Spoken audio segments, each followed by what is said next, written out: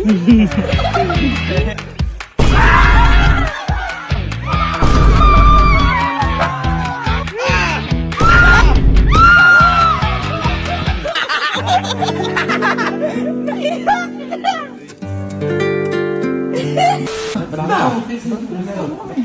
meron?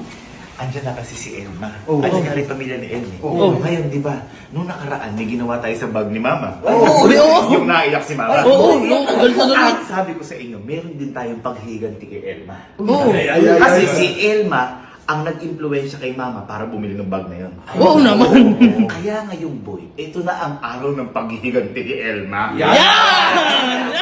At ito ba yung matindi? Sigurado ako mas may iyak si Elma. Kasi kung si Mama, binili ko yung bag para kay Mama. Oh. Si Elma, binili niya yung bag para sa sarili niya. Uy, pera niya yun? Pira niyo yun. Wala ako doon.